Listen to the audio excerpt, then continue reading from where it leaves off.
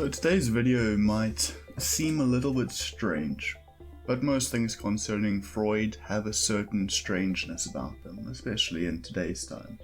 This is the case study of Little Hans. The name Little Hans is a pseudonym for Herbert Graf, who was the son of a Viennese music critic named Max Graf. Max Graf was a family friend of Freud and a follower of his theories. Little Hans was born in 1903 in Vienna and unusually was not treated directly by Freud, but rather by his father, who would correspond with Freud through a series of letters detailing his son's behaviour and quoting their conversations. Only on one occasion did Freud hold a session with the boy in person. Little Hans had been affected by a traumatic event which had occurred when he was 4 years old, in which he had witnessed an accident. A horse carrying a heavily loaded cart collapsed in the street. After the event, the boy's parents noticed that he had begun to develop a fear of horses, particularly those carrying a heavy load, or those with black around their eyes, or wearing blinkers. It was believed that the phobia was linked to the sight of the large genitalia of the animals, and the fear of horses led to Little Hans trying to avoid leaving his home in case he encountered one of the animals. In Graf's letter to Freud, he described a preoccupation with the male genitals, which led his wife to threaten his son with calling a doctor to castrate him if it did not end. Max Graf relayed to Freud numerous conversations with his son, which he felt might be of significance to the case. On one occasion, Little Hans described 2 giraffes entering the room that he was in. He imagined one of the giraffes began to crumple, and took it away from the second giraffe, who called out to him. Additionally, sibling jealousy became a problem for Little Hans. When he was 3.5 years old, his mother gave birth to a baby sister. The attention of his mother, that his newborn sister deprived him of, led him to feelings of jealousy towards her, and he indicated a wish that she would drown in the bath.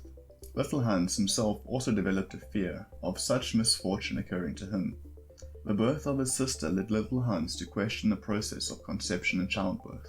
Unwilling to explain this to their son, his parents provided Hans with the traditional story of a stork delivering babies in boxes.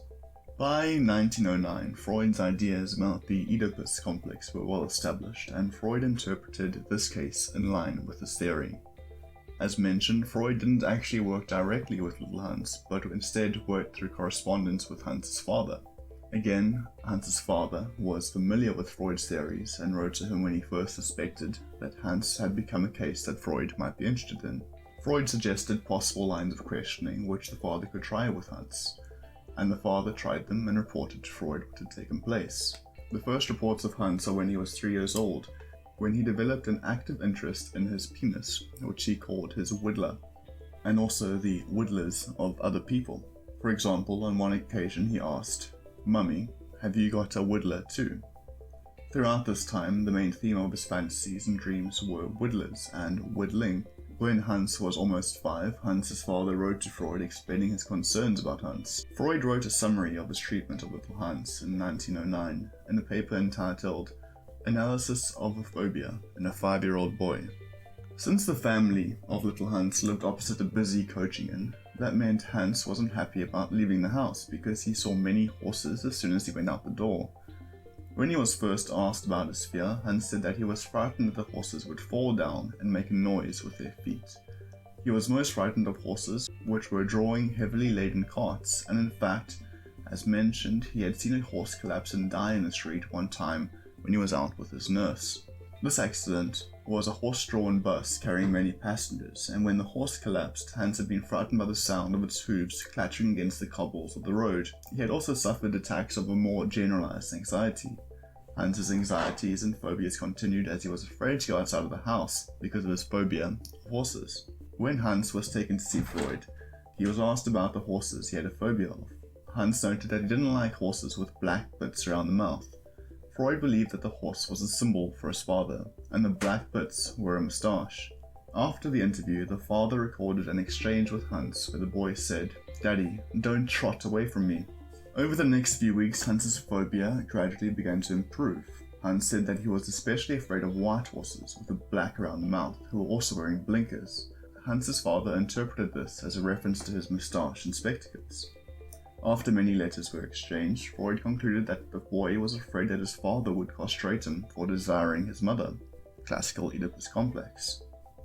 Freud interpreted that the horses in the phobia were symbolic of his father, and that Hans feared that the horse, i.e. his father, would bite, i.e. castrate him, as punishment for his incestuous desires towards his mother. The end of Hans's phobia of horses was accompanied by two significant fantasies which he told to his father. In the first, Hans had several imaginary children. When asked who their mother was, Hans replied, "Why, Mummy, of course," and, to his father, "You're their granddaddy." In the second fantasy, which occurred the next day, Hans imagined that a plumber had come first to remove his bottom and his whittler, and then gave him another one of each, but both were larger. Freud saw Hans's phobia as an expression of the Oedipus complex. Horses, particularly horses with black harnesses, symbolized his father. Horses were particularly suitable father symbols because of their large penises, according to Freud. The fear began as an Oedipal conflict was developing regarding Hans being allowed in his parents' bed. Hans told his father of a dream fantasy, which his father summarized as follows. In the night there was a big giraffe in the room and a crumpled one, and the big one called out because I took the crumpled one away from it. Then it stopped calling out, and I sat down on top of the crumpled one. Freud and his father interpreted the dream fantasy as being a reworking of the morning exchanges in the parental bed. Hans enjoyed getting into his parents' bed in the morning, but his father offered an objective, the big giraffe calling out because he had taken the crumpled giraffe mother away. Both Freud and his father believed the long neck of the giraffe was a symbol for the large adult penis. However, Hans himself rejected this idea. Freud saw the Oedipus complex resolved as Hans fantasized himself with a big penis like his father's, and married to his mother, with his father present in the role of grandfather. Hans did recover from his phobia after his father, at Freud's suggestion, assured him that he had no intention of cutting off his penis. Freud was attempting to demonstrate that little Hans's fear of horses was related to his Oedipus complex. Freud thought that, during the Phallic stage, which occurs approximately between 3 and 6 years old, a boy develops an intense sexual love for his mother. Because of this, he sees his father as a rival and wants to get rid of him. The father, however, is far bigger and more powerful than the young boy, and so the child develops a fear, seeing him as a rival, that his father will castrate him. Because it is impossible to live with continual castration threat anxiety provided by this conflict, the young boy develops a mechanism for coping with it, using a defense mechanism known as identification with the aggressor. He stresses all the way that he is similar to his father, adopting his father's attitudes, mannerisms, and actions, feeling that if his father sees him as a similar, he will not feel hostile towards him. So there is some criticism with the interpretation of the case. For instance, the case study of little Hans does appear to provide support for Freud's theory of the Oedipus complex. However, there are difficulties with this type of evidence. Hans's father, who provided Freud with most of his data, was already familiar with the Oedipus complex and interpreted the case in light of this. It is therefore possible that he supplied Hans with clues that led to his fantasies of marriage to his mother and his new, large whittler.